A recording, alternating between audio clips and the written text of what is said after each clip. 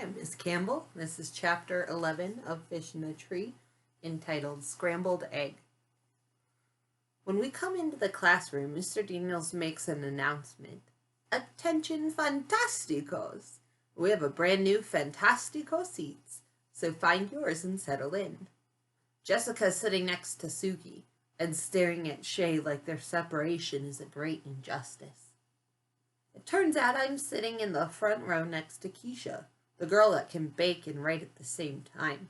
Well, I can't do either. We don't speak all morning, and I can't stop worrying that she doesn't like me. When she finally glances at me, I blurt out, "I don't mind being your friend." Keisha looks annoyed. "You don't have to do me any favors." "No," I say, trying to undo what I didn't mean to say. "I just mean..." And then I stop, because I don't know what I meant. I'm nervous and embarrassed. It's never good when I'm trying to say something. Every word is another shovelful of dirt from the hole that I've dug for myself. So I figure my best bet is to keep my mouth shut. But the silence gets too long and too loud, so I try to think of something. And I always knew what to say to my grandpa, and he always knew what to say to me. I wish he was here to whisper in my ear. And then I think of Alice and how she argued with Humpty Dumpty about using the right words. I turn to Keisha and blurt out, "Do you like eggs?" "Eggs?" she asks. Oh no, she thinks I'm a barrel full of crazy. But I keep going because sometimes my tongue goes on without my say-so. Yeah, I love eggs. Scrambled eggs, fried eggs, poached on toast, boiled eggs. I love peeling the shell off a boiled egg, don't you? I even like egg salad, which my brother won't eat, even if someone holds him down. Her eyebrows scrunch up, reminding me of angry caterpillars. That's incredibly interesting. Then she searches inside her desk for something. I know this move. It's a polite way of ignoring me. People do it a lot. Finally, I just put my head down. Grandpa used to say that Alice in Wonderland falling down the rabbit hole was just like real life. I didn't used to understand what he meant, but I do now. There can't be any place on the planet scarier than a school cafeteria. I hold my tray so tight that my fingers hurt. I hear, "Hey, Allie." It's Shay.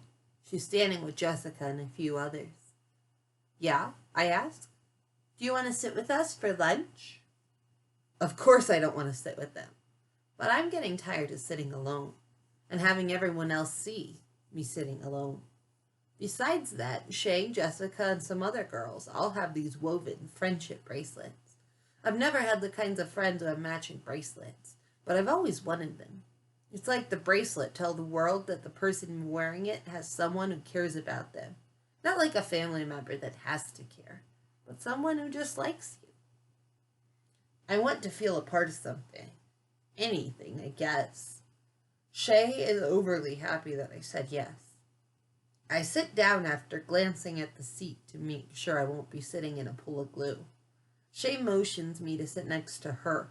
She and Jessica smile that on the outside seems fine, but your guts tell you to be careful. There are a few other girls. Max is there with one other boy. Jessica points at Albert, and they start laughing. I look over and don't say anything funny. "Can you believe it?" Shay asks. "How pathetic is that?" "Hey, Albert," she calls. "Is that supposed to be a fashion statement?" I still don't get it. He's wearing his usual Flint shirt and jeans. Why are they so worked up now? Shay hits me on the side of the arm and points down at his feet. The backs of his sneakers have been cut out. Shay calls him over and he comes. I don't know why everyone does what she says. Even me. Today, anyway. "What's the matter?" she asks him. "Don't you have any money for shoes?" "Quite the contrary," Albert begins. "But given the choice of buying new sneakers that I will outgrow in 3 months, or a chemistry set that I can use for an undefined amount of time, this seemed the clear choice. They're in fine shape, except for being just a little bit short." "Did you hear that?" she asks. "He chopped the backs off of his shoes, like slippers."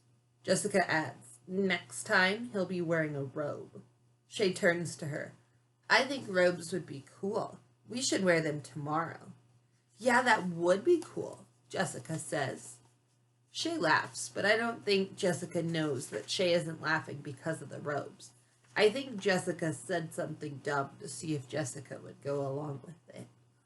Sometimes I think Jessica would follow Shay out of an airplane without a parachute.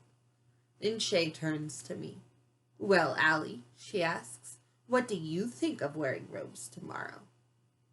I'd like to tell her it's dumb, but I say, not my thing. Is that so? What do you think of Albert and his slippers? I feel like I'm in one of those old detective movies that Grandpa loved.